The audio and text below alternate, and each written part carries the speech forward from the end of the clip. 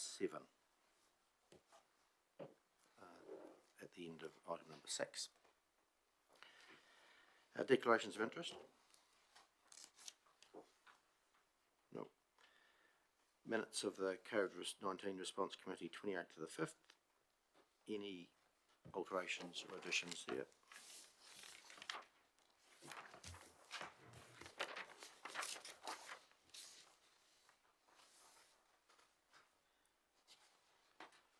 A mover that we take these as read. Councillor Lovett, Councillor Rawlinson. All in favour, please say aye. Aye. Carried. Next item is number 5. Is it council?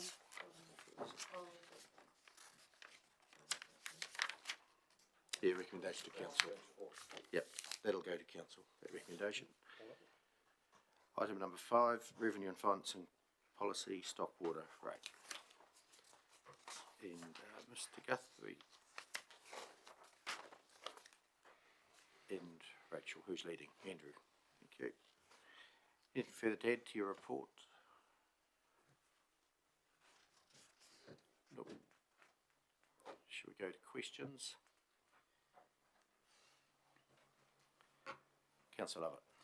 I was just thinking, before we set charges and stuff, I would, as a landowner, and we have a stock water race running on our road down on the road reserve. We don't use it, and I'm asking, why should we pay for the privilege of having that running down the road reserve past our property, and we often clean part of this race ourselves because of the weed gather up, and I sort of don't think that's fair to the landowners when, you know, it's fine if it's running through your property, but a council water race running past it, I don't think we should be paying for the kilometres that, you know, that's running past. Through the chair, the rationale for who pays has been long established. Certainly long before my time, it was probably set aside maybe back in the county council days. The service does need to be recovered in some way, and if there are elements of that service that would be excluded, then other people have to pay for that. So it's up to council how that is cut up. This recommendation today is going out for consultation, isn't it? Yep. So it's not a final, it's just us moving through the process. So, yeah. Councillor Wilson. Thanks, Mr. Mayor. My question is, have we got a handle on exactly how many K of stock water races we've got that are operational at the moment? How many K are mains and sub-mains that the council cleans annually or whenever? And have we got a handle on exactly how many people are paying for stock water races? We've done surveys for the last 11 years on and off since I've been on the council, and we always seem to end up without a final count. Have we got an answer to those questions that are definitely know exactly where we are? I think through the chair, so the GIS is probably our best source of information now. I couldn't give you an assurance that it's 100% accurate right at this moment, because there's a lot of things happening every day. There's alterations occurring, and that information has to come through the system, and then be the GIS has to be updated. I think that rating database, as indicated in the report, there are some concerns about the validity of that data. And certainly some of the models or some of the options around where we could head as a method of rating would be reliant on cleaning that data up, and one of them also looks to be using the GIS as the source of truth. Angus will have to go off if you go supplementary. Just put your button off, Angus, and then go on again. Supplementary. How can we make a decision if you don't know exactly how many people are paying and what they're paying, and if we haven't got the database right, how can we make a decision? We're making it half by blind, aren't we? Well, I think at any given time you're going to be making decisions on the best data available. And I can assure you, you've got the best data available at the moment on the GIS. Angus? Thank you, Mr. Mayor. I've got at least a couple of questions, if that's all right. First one is just to establish exactly what Mr. Guthrie said. I believe he said it's been a long established practice who pay. It was a long time ago it was established who pay. Have I got that right? To the best of my understanding, yes. Okay, thank you for that. My question is to all councillors, does that mean that this council cannot change policy at any time on anything, including stock water race and who pays? I thought we were the governing body, that's why I asked the question. Yeah, I don't think you're right. We do get to change. That is our role. We can get to change? Yes. Thank you. I think that's a good policy. Good.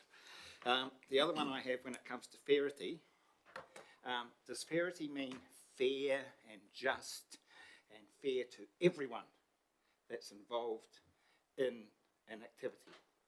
For example, the flowing downstream, the flowing downhill of a stock water race. Because if it does mean that, those that actually want it should actually pay, and those that don't want it maybe should get paid, and that discussion and option is not here in this report. So how can I go about discussing that if I wish to? If he wished, how would he wish to do that? Well, the opportunity is now. If the report's in front of us, as council considers that report and the options that are outlined, if there are other options that council would like explored to complete the report, then that's the opportunity is right now to convince council that that's what we should do. Angus? Okay, Mr. Mayor, I'll put it on the table for discussion as an option to be considered by council. I can't make comment, but I can only ask questions, and I'm asking if that will be put on the table for discussion when we actually discuss and debate this topic. Because we're question time now, aren't we? We're question time at the moment, yeah. Okay, so you're pre-warning that you have a something coming. That's fine. I just have one question before I go to Councillor Wilson, and it's the townships, the little townships which have water races running through them. I'm thinking of the Mount Somers, the Mayfield, the Methven, and Chertsey and Fetton. They have water races going through them, but the small sections. Would they be exempted from this? Because they're generally hooked up to town water, and it's just a pathway through their properties. Yeah, my understanding is a lot of those township properties don't actually incur the rate, even the minimum charge currently. And again, long established, it was about giving them access to something that would take the pressure off the piped schemes.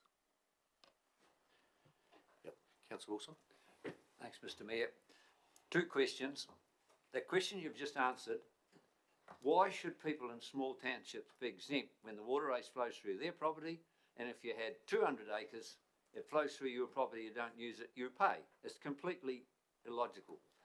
The other question is, if we did go to the idea floated by Councillor Mackay, and people that didn't want it were paid for it to travel through, would it mean that people use the water, it would be in tens of thousands of dollars per property, because there's so few people on a long race that actually use it? They had to pay for the whole race the whole way.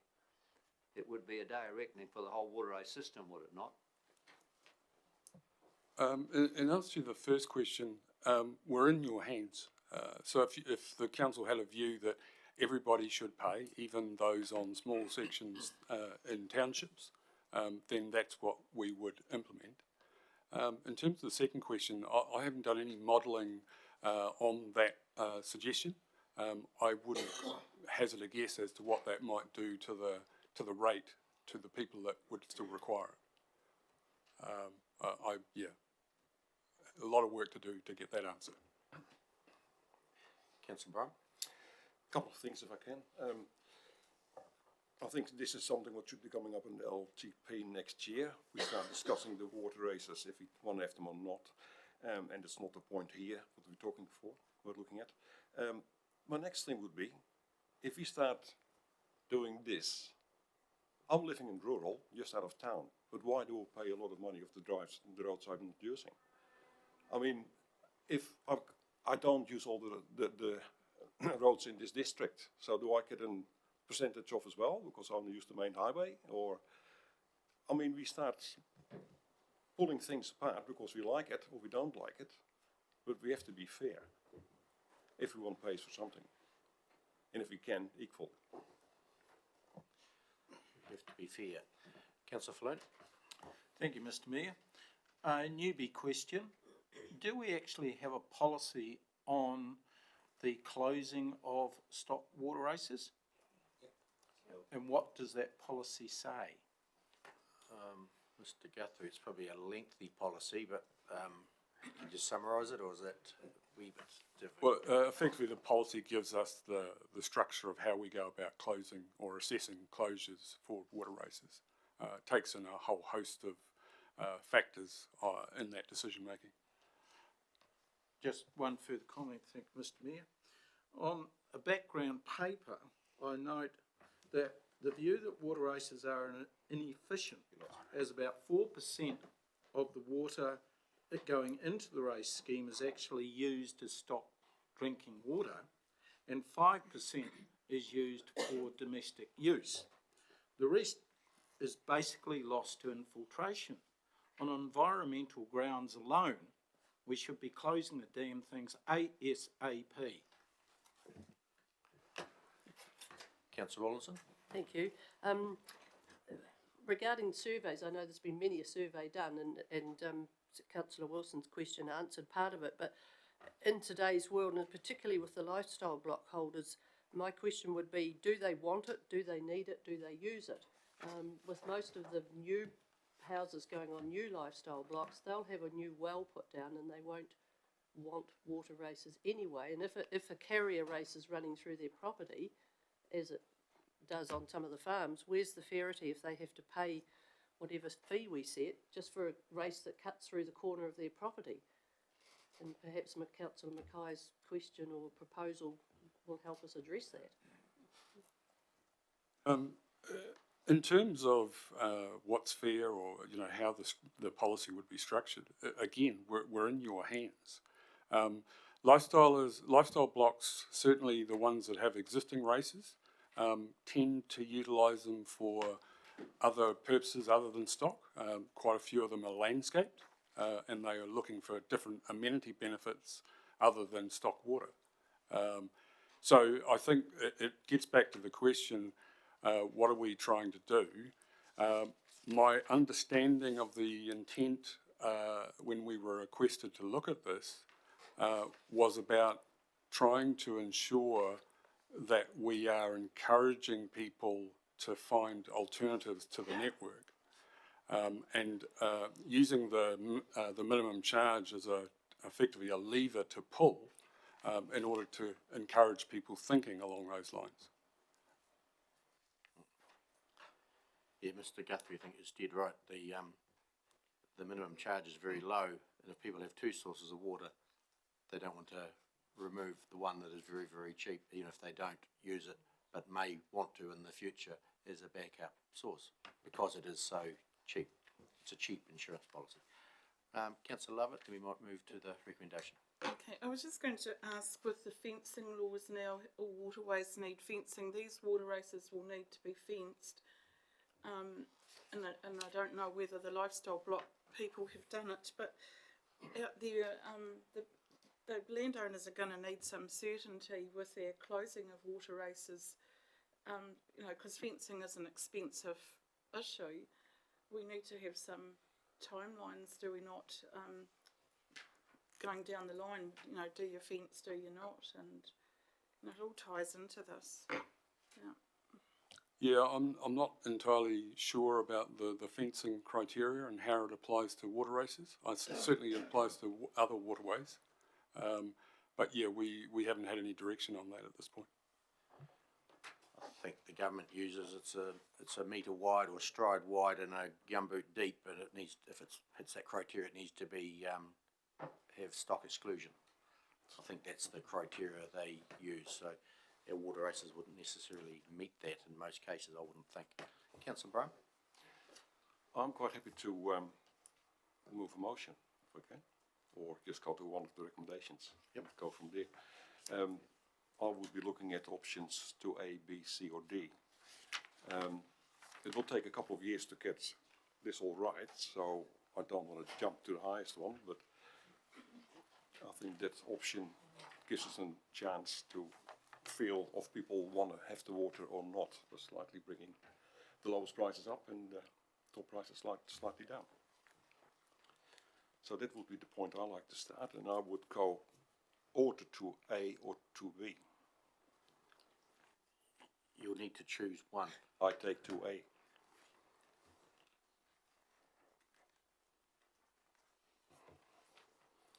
Which is a minimum length of 500 metres and a minimum charge 255. Correct. Yep. So 2A. Councillor Brown has moved that. Is there a seconder for that?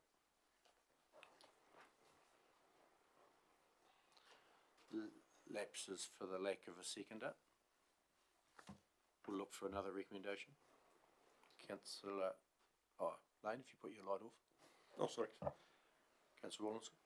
I would recommend, my recommendation would be that we went with option B with a minimum charge of $431.06.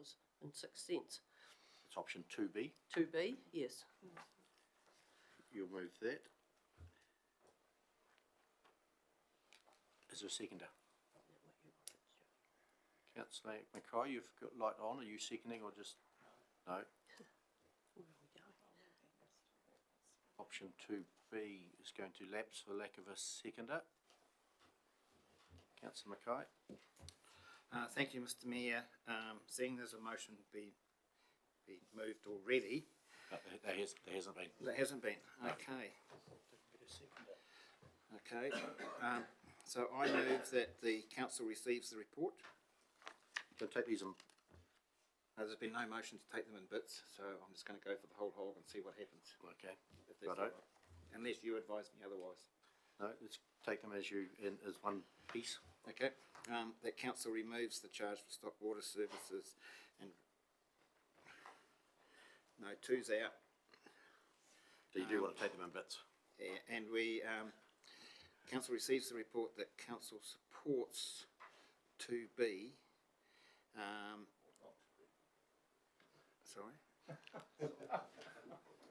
Council supports 2B, which increases the minimum charge paid to the 431 and uses the rate. Which one's that? And I have a number 4. There you go. Order. I have a number 4 that can be discussed in the public, and that is that the stock water race system be closed. There's number 4. So, talking to that, to try and get someone to second it, what I'm saying is that we work out the options that if it's going to stay, and we also put the option in for consultation purposes that the race be closed, the race system be closed. So just be clear, you haven't moved number 2, which is council removes the charge for stock water services and requires those properties paying for the service to pay the minimum charge. Have you moved that one as well? Yeah, I'll move that. You have. Yep. 1, 2, 3 and a 4. Yeah, and the 4. And the 4 is that stock water race system be closed. right. That's so we can have some consultation. Yeah. This would override a policy. You speak to it, Angus. Sorry? You speak to it. Okay, yes, we do have a stock water race policy, but it's very difficult under that policy to actually. Possibly. Angus, I close think the whole we'll just get a seconder first, then Right, then speak to the motion. Councillor Lethem, you get your light on. Is it seconding? No, I wanted to move an amendment if it Okay. got a second. So yes, Councillor Rawlinson, I love it. You're seconding? Second it. Now, Angus, you speak to the motion. So my answering question was speaking to the motion. What was the question? The question was, we have stock water policy, can't No, you're speaking to the motion. Roger, just turn yours off. I'll wait.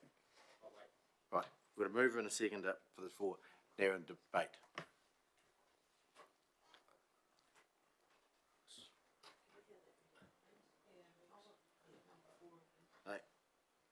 Okay, number one is as it is, number two as it is, number three is option 2B, and number four is that the stock water race system be closed. Now, this is all going out for consultation, so we're not closing as of today. This is going out for a consultation. Happy with that? You've got the motions, all four parts, Councillor Latham? Can I move an amendment to that? Yes. I can. I would like to move then that we go for option 3, which is $600 base fee and 16 cents per metre after that. So the amendment. And the minimum area, the minimum length will be 1,000 metres. Yep. So leaving the other three options, which Yep. is 1, 2, 3 you're altering, and 4 is the new one you're leaving in as well. No, I just wanted to move that the policy be the minimum area, minimum length be 1,000 metres, the rate per metre be 16.65 cents, and with a minimum charge of $600. Full stop, end of story. Yeah, so 4 is not in it. No. Right, thank you. Give a seconder for that amendment. Yeah. Carolyn? Okay.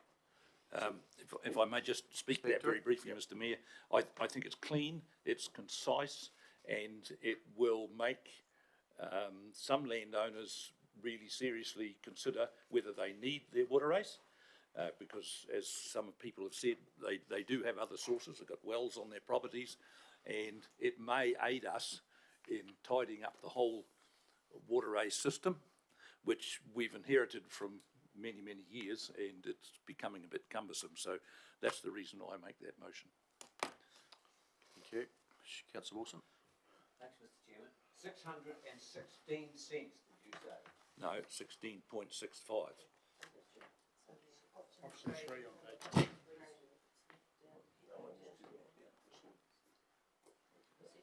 Yeah, second one. We're discussing the amendment. Yep. I'm in favour of the amendment. I'm not in favour of the motion. We've got a strategic water, a stock water committee working with irrigation schemes to close the water races. That's the aim, and to liaise with the irrigation companies. So to come out at this stage and say we're going to close them full stop, it's, we've got to have a reason or a substitute. You can't just say your water races are gone, boys, sorry. So I'm opposed, I support the amendment, but I'm opposed to the motion, especially number 4 of the original motion. Councillor Cameron? Stuart, just as a point of clarification, number 4 in the amendment was not in there. The amendment, yeah. So you support the amendment? Yes. Yep. I also support the amendment, and note that we have a surface water strategy which is dealing with the race closures and moving forward. So I believe the race closure option is looked at in the surface water strategy, which we have and is being worked on. Councillor Flynn. Yeah, just stand to be corrected a bit here. I certainly support Councillor Letham's amendment, but we are still dealing with the original motion as put forward by Councillor Mackay, which has number 4 in there. So therefore, how do we deal with that? If we get the amendment passed, then that will become there's a substantive motion. So the first motion will be moved to one side. I understand if I've got it right. Yes, just to be really clear, the amendment is quite clearly not including the original motion's point 4. That's part of the amendment. So it's a different option and not point 4. That's the amendment. Any further discussion? Angus, right of reply? No, you don't get a right of reply on this, sorry. Not yet. Thank you, Mr. Mayor. Just like to remind people of one or two things. The roads and where the roads run, as my understanding is, they're all on road reserve. Where most of the water races run, they're actually on private land owned by private individuals who actually struggle to actually use the water races along the majority of the length. The reason is because of the watering bays that have to be put in if you've got cattle or pigs, and most of them have to be fenced off under the new government regulations, and we have a big expense coming for the difficulty of putting in fish screens on these water races. So I'm saying let's clean the whole thing up. Even if Councillor Wilson's committee that is doing great work arrives at a decision, because of the strategic nature of the water races, I believe it will still have to go out for public consultation.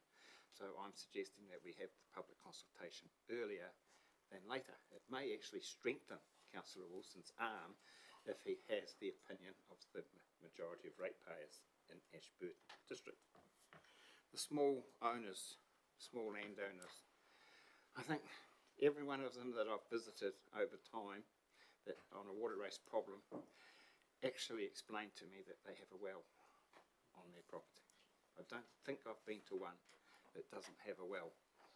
So it really struggles, and that's why I asked about the ferrity earlier on, why someone that receives weeds via their water race system, they have to plant it up under the new regulations, they have to clean it, they have to pay rates on it, why they have to go through all that rigmarole for people to have a lifestyle pond or a lifestyle water race at the corner of the farm for the horse and the cow. I rest my case, but the main thing I would like to see is district-wide consultation on it, and I think this is the time to do it. Thank you. Councillor McMillan? Thank you. So the consultation that Councillor Mackay has mentioned, how do we, if the motion doesn't pass today, but we want to look at it, can it go through to the LTP, or is that something the surface water strategy is I think it needs to be addressed, but I don't think it needs to be in this recommendation today. I think it needs to be addressed going forward. But I'm just wondering how that would work. And what you're wanting to address is the closure of the waterway system, and the surface water strategy may do that or may not. One of the advantages of the advisory group work that is ongoing that Councillor Wilson has referred to is it is of course considering an alternative, and that is utilising the irrigation company's piped networks to continue to distribute water around the district. One of the matters that we would have to turn our mind to in relation to immediate consultation, which I'm only assuming as part of the motion, would be we'd have to think very carefully what we're consulting on in relation to alternative options for ratepayers, and just asking the question, do you want them closed, is not an easy simple. It's a simple question in this room. It's not an easy matter to consult on in that form, and so we would have to give some quite careful consideration to what the consultation actually was and how we were asking that question.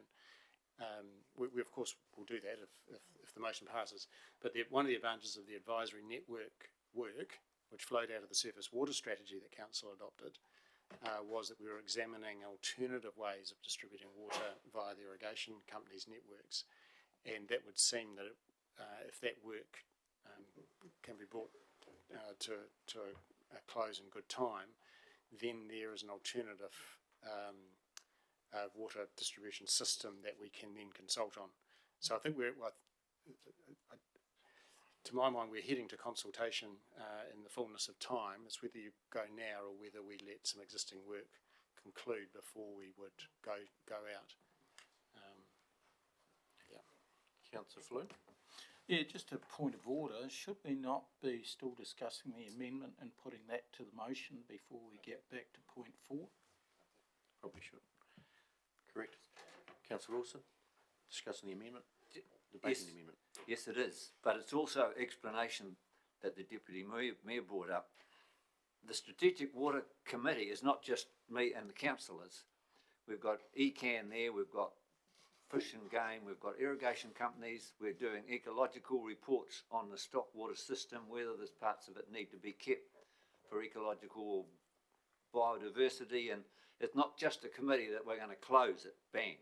It's to come back to council with a whole package that this what can be done, and ECAN are on board and the ecologists are on board, so that it'll be an overall package to solve the whole question.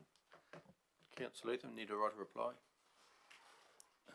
Thank you, Mr Mayor. Really just to reinforce what I said to start with, I think option 3 is clean, it's concise, and landowners, I'm sure, will decide whether they wish to continue with the present system. It is an old system, having used it myself. So, yeah, I just urge you to give it serious consideration. Okay, I'll put the amendment. I am in favour. All those in favour, please say aye. Aye. Against? Passed. The amendment now becomes the motion.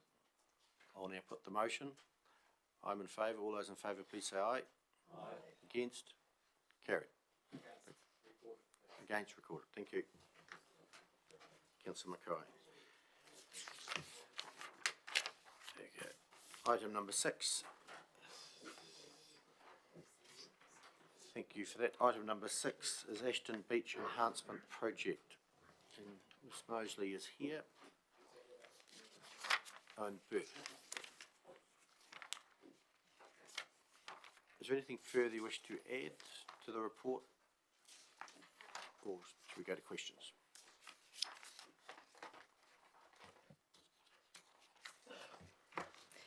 Firstly, okay, so thank you very much for letting us come here today to give you an update and a summary of where we've got with regards to the Ashton Beach Enhancement Project. It's fair to say that this project has gained some momentum and has snowballed somewhat. Started a relatively simple project where we asked the community about their needs and requests about where we would fence down that area to ensure a safer area to ride, but also help from a biodiversity perspective. So that was the intentions through the community engagement process, which included an on-site sort of field trip meeting, and option 3 came into the mix, and that was, we kind of understand your points of wanting to fence off the dangerous areas, and we understand that you want to have the areas of biodiversity saved also, but can't we just ride over there? And it was literally pointing to an unused part of Ocean Farm adjacent to the area where people currently ride. This area is of undulating terrain, and it also provides access to the flat areas of where people also ride down, and I'll show you on the map shortly. So that was seen kind of as a triple win or a quadruple win from a health and safety, biodiversity, motorbike riders perspective, and also with community support and the partnership approach, we thought we could get a really good asset of an alternative motorbike riding area down in Ashton Beach, as the Trevors Road area does have some complaints from time to time.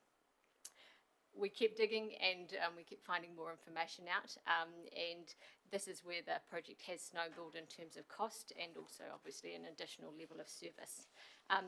In the unused portion of land, we have found 2 indigenous flora, the silver tussock and the Mullumbeckia shrub, so fencing and the track formation would need to be account for those areas and those sightings, so which we believe is possible. The Mullumbeckia shrub is threatened nationally, nationally vulnerable, so it is of significance.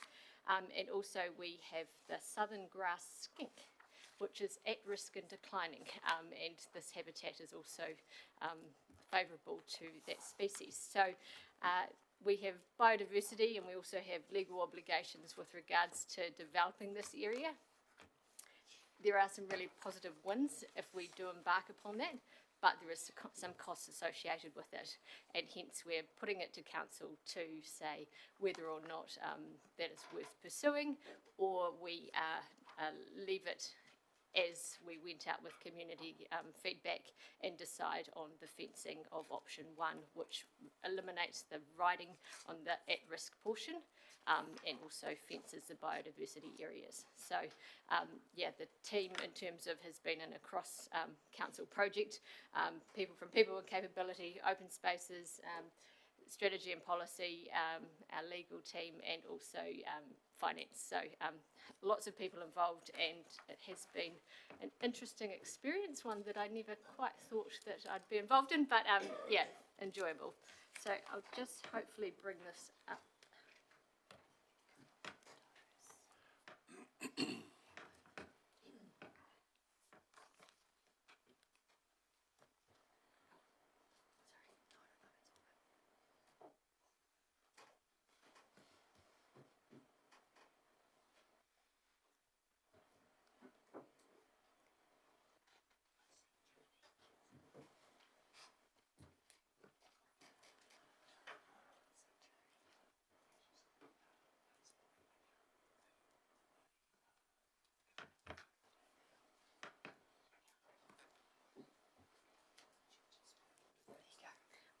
Thank you very, very much. So I guess on the green areas shaded here, that's the area of biodiversity that we've found. Clearly the road in the middle has just been shown as biodiversity for the purpose of simplicity, so you can exclude that. And the red areas are the areas of risk from a health and safety perspective, with the solid red areas being the initially defined areas. So that's why we are talking about this. And then I guess with regards to the different fencing lines, I just want to focus on the areas where people will be able to ride. So on option 1, which fences off the entire donga, people will be able to ride on this flat area here. That blue line or aqua line, that's the proposed ECAN fencing. So when that happens in 2024, obviously riding over here will be curtailed somewhat due to ECAN's project. With regards to us, this is the area under option 1, which is completely flat, where people could ride, and obviously over that land also at this point in time. Option 2 allows for riding on the flat, where we've just discussed, but also a portion of this donga area in here. So that's option 2. This area here is the bit of risk, and it's a bit of health and safety risk that we are trying to eliminate. Hence, it's our least preferred option. Option 3 provides for riding on the flats like we've discussed in all other 3 options. The intention was to have an entranceway through into this portion of ocean farmland that is unused, and by doing so it meant that the access route to the undulating area was not via that road, because at the moment there has been some incidences apparently of cars coming down here at relative speed and motorbike riders sort of coming off and on that road just as part of the track. So by having the access point through here, they can park vehicles. Some of the family potentially could ride on the flats. Other people can ride, more advanced riders can ride in this area here. We have put a dotted line here, and all these lines are very indicative of fencing locations because it will depend. But up that top corner is where the main area of flora has been found, the silver tussocks and the Muhlenbecker. So we want to ensure that that is not part of the riding area. And potentially the motorbike riders, when we saw them on site, were not saying that they needed the whole site. So we thought, well, maybe this is a good place to enhance the the skinks habitat, so that there could be a portion that it can be shared. So that's kind of the intention, but it has snowballed. We're happy to stop, but at the same time there is community interest, and yeah, it's close to being a win for all parties, but yeah, there's more resource required if that is the intention of council. Thank you, Sarah. Open for questions. just have a couple. Going back many years, the gun club was proposed to go down there somewhere, and probably Mr. Guthrie would know where. Where would that propose? Which it never happened, but where would it be? Either Sarah or Andrew. Was it in there? Chairman. The gun range, Not changed. where the blue hay bales Ah, are, the gun range was going to be along there.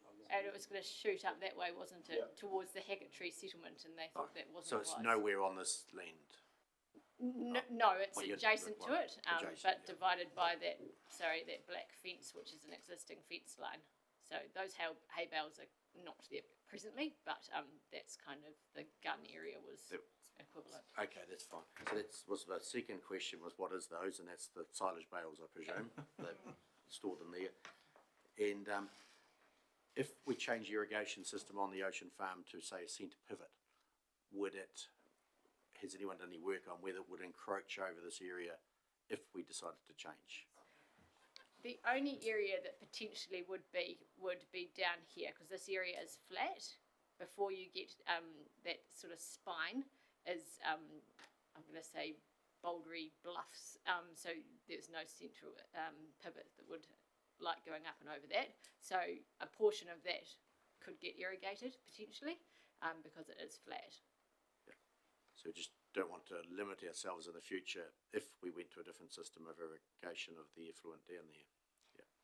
Yes, I suspect that the existing sort of rights or existing land use would still come into play of turning a non-irrigated portion of land into irrigated, but that would be something that, the resource consenting team would advise of. Yeah, sometimes it's easy and sometimes it's not. As we are finding out. Yeah. Councillor Flynn, question. Thank you, Mr. Mayor. With what is proposed, does that come into conflict with any possible changes that could be made by ECAN and also central government as far as coastlines, waterways and that sort of thing is concerned? Through the chair, I'm not aware of any. I have been in consultation with ECAN about what we're proposing here, or the various options, and they're on board with that, so they, at a staff level, they know what's going on. Councillor Lovett. Probably got several questions here, but first of all, we're just wanting to know where the access is for people going to the river, like the river run and stuff. And I know the blue line ECAN's proposing, and probably the bottom part of ours, I have seen the sea come in over that, especially the Waihini storm. And if the river's in flood, those old buildings down the bottom have all been underwater down here. And I'm just wondering about the cost of all the fencing and stuff. Who's going to repair it and clean up the mess when the river and the sea does come in? And look, it's been a wilderness for years. People ride this quite frequently. And if we're going to ban people, they're going to cut the fences. And that's what my concern is. If we spend a lot of money down here, people have to go somewhere for recreation. They like the dongers. Councillor Lovett, have you got a question on that? Yeah. Before we debate it? Yeah, just the cost of all the fencing and this if it gets flooded out. And is there a health and safety risk, really? Yes, there is a health and safety risk. Yes, people have been using it for a long time. We would not know of the number of injuries that have occurred down there, but we also as a council are unable to plead ignorance or pretend we don't know the information with the assessments that have occurred. So we do need to either mitigate the risk or acknowledge that we won't be. And that liability rests at this table. Councillor Cameron. Thank you, Sarah. I accept we have to acknowledge the risk is there. I mean, we can't pretend it's not there. But my point is my question is the shrub, the tussock and the skink, are they in the existing area already, like in the biking area now? Yes. So can we not use, we're going to save those tussock and skink and shrub, can we not use them to mitigate the other tussock and skink and shrub? There is definitely an element of trade, and part of the lizard management plan looks at what values and areas you're trading with. The value that this area along there has is its position to the sun, and skinks like the sun, as opposed to this area is more in the shade just due to its topography. So they're not seen as like with like, Okay, sure. but it does There contribute is some towards sort of it. acknowledgement that we are saving some skink to put Yes. others at risk type of thing. Absolutely. Okay, and my next question is, how much land, am I allowed to supplement the question? Thank you. How much land is, when I look at your scale, it doesn't look particularly a lot, you know, like 80 metres looks about on the scale in the bottom of the slide. How much land is actually involved in that? Like how many metres of fencing are you going to be doing? The fencing in total, I'm not actually sure if we had the exact meterage, but the fencing is kind of almost the small part of the cost. It's 12 to 15,000 on whatever option we choose. Sure. Yeah. Option 3 obviously does have additional fencing just because we're then trying to protect Of course, particular areas, but yeah, that was seen as quite minor compared with the other things The that have ongoing since costs followed. and things like that, yeah. So we're looking like 30 hectares or 50 hectares or 300 hectares or, Oh, it's just that I don't think that scales. I'd make a rough guess at a couple of hectares, Oh, is that all? 0 to 5 hectares, Sure. yeah, something in that range. We haven't actually calculated it out. So it's not a lot. Thank you. Angus? Thank you, Mr. Mayor. Where the words Department of Conservation are written, and there's just above that on the map, there's a orange line and a purple line. Is that bottom orange and purple line in the coastal hazard area? I don't. That portion down there that you're referring to, that is the boundary of Ocean Farm land. So this donga is in part of the Ocean Farm title. Can I ask my question again? And I'll rephrase it to the officer. No matter who owns the land or controls the land, is that bottom bit of fencing in the coastal hazard management zone? I personally wouldn't be able to answer that, but I suspect if looking at where ECAN are proposing their fence, we're in an equal par to that, so I'm unsure. Okay. If I can ask supplementary? Yep. If we go to option 1, where will the riding and driving self-taught lessons be held in this district? In other words, which bits of council land will they go to next? On the flat portion of land that will remain available under all options. Where there's no, if I may, so they'll go to the flat portion where there's no hills, no up and downness, to teach themselves how to control vehicles. Yes. Thank you. Councillor Brown? Thank you, Mr. Mayor. The option you like would be 1, 2 and 3. Is that correct? Option 1, 2 and 3. The yellow line, so involving the bike club, is that the option you prefer? Sorry, can you just repeat the question? I lost it at the start. Sorry.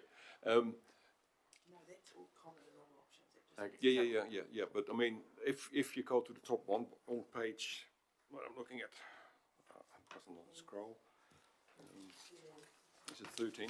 You've got option 3 fund sources are, and it's the Ashton Beach motorbike track projects, go ask for money, etc., etc. So basically, my question would be, and on the bottom it says underwritten by council, the financial, underwriting the whole project. How much will that be? We're estimating at this point that it could be underwritten by 20,000. However, that is a little unknown at this stage because depending on the outcomes of the lizard management plan that needs to occur in sort of October when it's a wee bit warmer, that will depend whether you're involving lizard or skink salvage, trapping and removing them and putting them to a different location. I don't, that's kind of a last resort, and I don't think that's where we will need to head.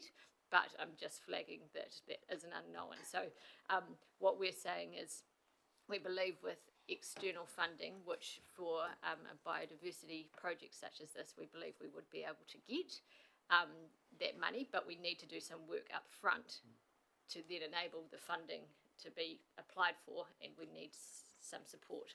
If we were unfortunate and did not receive any funding from external sources, then clearly all the costs would lay at council. So that's where And that's $20,000, including the fencing. the fencing. Is that separate? Okay. Yeah. Okay. All good.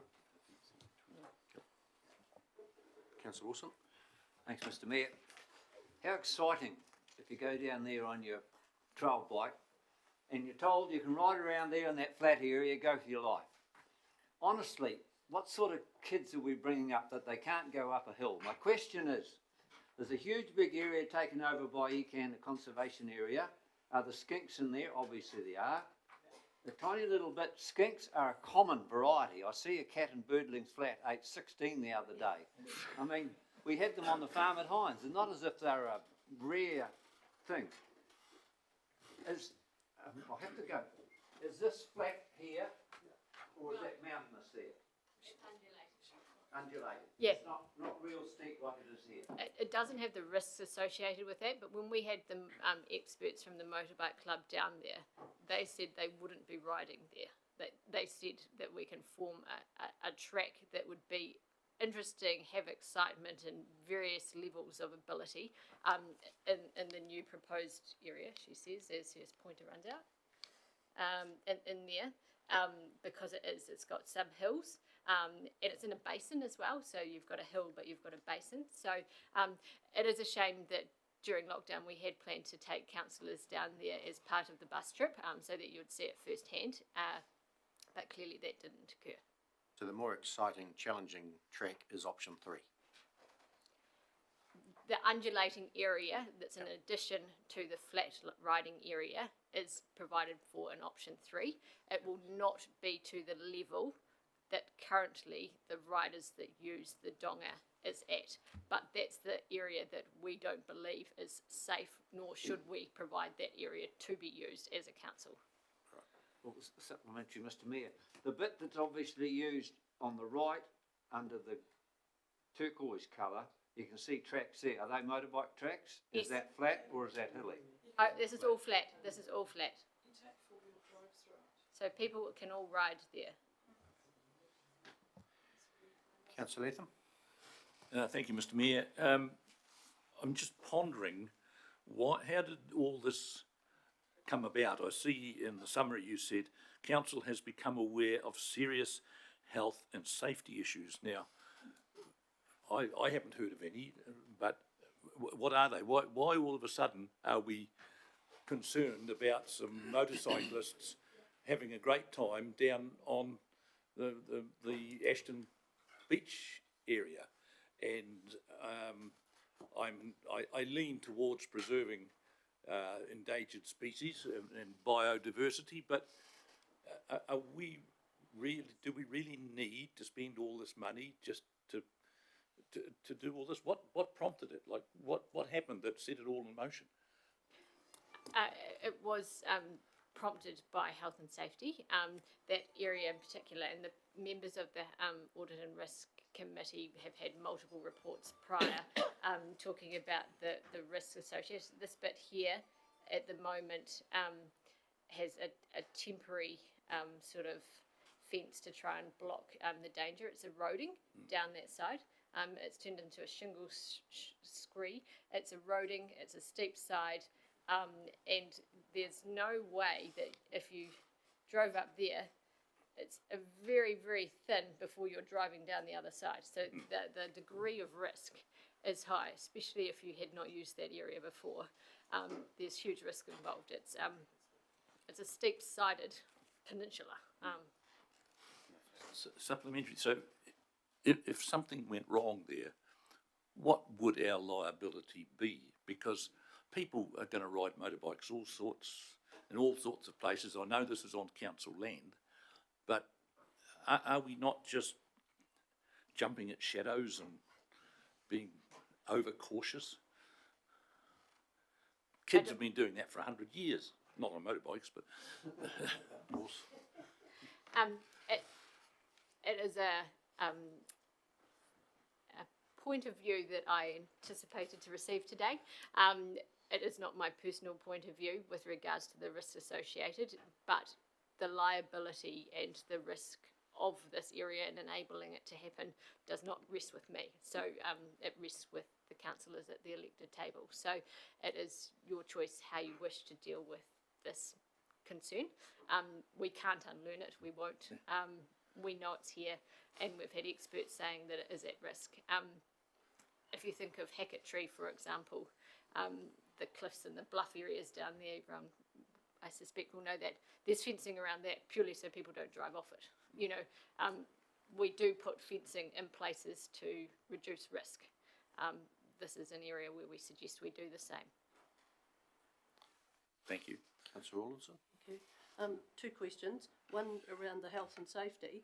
So what is to stop council putting a big sign up down there absolving themselves of, you know, liability, just like farmers have to on their farm, is regarding the people who go and ride there. And I just wanted to clarify a couple of things on the map, if I may. Okay. So Sarah, what option would we be voting for if we have all of this and that access into here? Option 3. And is there a chance to include just this piece here? No. Because that is the area at risk. It would be, we wouldn't encourage that purely because you're just providing more land, but still having the risk.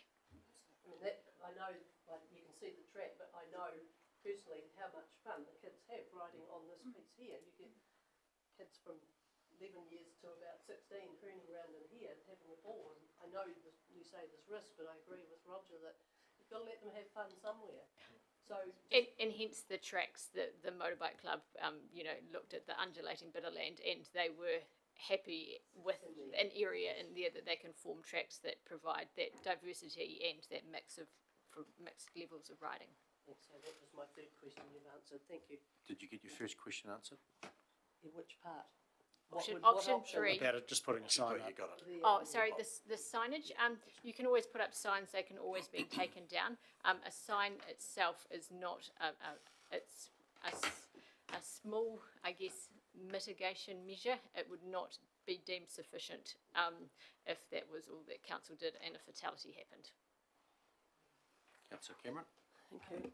Quick question, Sarah, how many people use the donga around there for riding, like 100 a week or 500 a month, or? It's hard to know.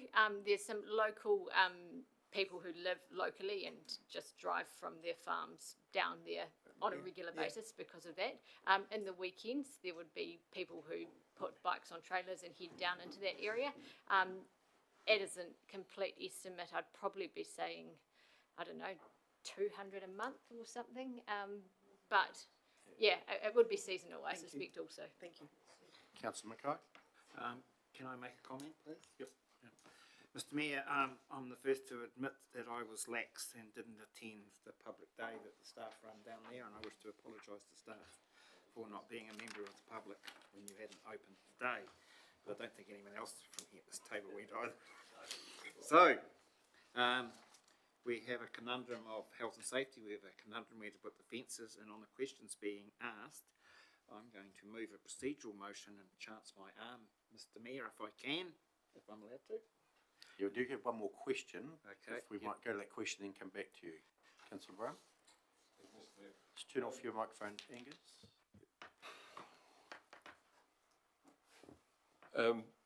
Sarah, option 3, where are the fences going? I'm completely confused with all the colours in there. So just, where are the fences? If it's all open spaces, I'm not too worried, but if we get little fences all over the place. Option 3 has the yellow fence. Yep, It has the purple fence. all the way around So there. you can't ride in there. Okay, yep. And it will probably have a fence approximately around here. So option 3 allows you to ride in the undulating hill area in here. in the flat. Sarah, just push your button, please. Sorry. Option 3 allows you to ride in the undulating area here and entrance and exit via there into the flat area where people can park as well, their vehicles. Is there a question there, Councillor Lovett? With option 3, would the motorbike park people be able to have the piece, this piece, and use it under supervision on if they have open days? Because we've got to have an area for the older kids which is more experienced, and all these kids that's down there now, you know, they're going to cut the fence and go in there, but if it was managed under the motorbike club, they would probably respect it. Through the chair, It's not that bad to ride. well, I guess advice we've received to date is contrary to that opinion. But with mitigation measures and having the motorbike club on board is a huge advantage to council, and hence why we feel confident even suggesting using the undulating area by having their input. So they are by far more expert, and they have the health and safety plans to do with their Trevors Road Park, and they know this field of expertise completely. So with them on board, there are alternatives, but it would definitely not be a suggestion or something that I'd be guaranteeing at this point. Okay, Angus, continue. Yeah. Diane, turn off, please. I move that the Ashton Beach Enhancement Project lie on the table until a site visit has been achieved. Do we have a seconder for that? Councillor Floon, seconded. I'll put the motion, I'll just put the motion. All those in favour, or did you want to speak to that first as to why you wanted to lie on the table? Yeah. I've just got the opinion, Mr Mayor, that a site visit for this piece, I know we should be able to make a decision up, and we should have all independently gone down and had a look, but I think a collective site visit will actually solve a lot of the questions that have been asked here and give us the solution why we were standing on the bank. Because I think we're not going to get a decision that's going to satisfy everyone. That's why I'm giving the councillors and you the option of sitting on this until we've had a site visit. So that's the recommendation that lies on the table until after a site visit. I'll put the motion. All in favour, please say aye. Aye. Against? No. Carried. Matter lies on the table, so we'll organise the site visit within the next wee while, short term. Well, given the comments we've heard around health and safety, that site visit will be very soon. Yeah. Thank you. So the last item I had was the extraordinary business. Have we had any, we can have that item? No. We can't. Well, you can, but Can we uplift that? Well,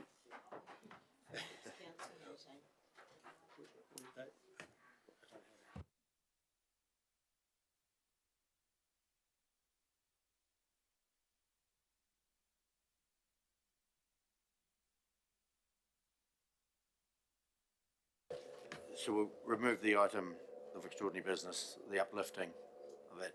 We still need further information from NZTA. So it will come back as soon as it can. So that takes us to the end of the open part of the meeting. And business transacted with public excluded. I'll move that we move into committee. Carried. Second. Liz, carried. Thank you, staff, members of the media. We won't be in committee for very long at all, because there's, just wait for everyone.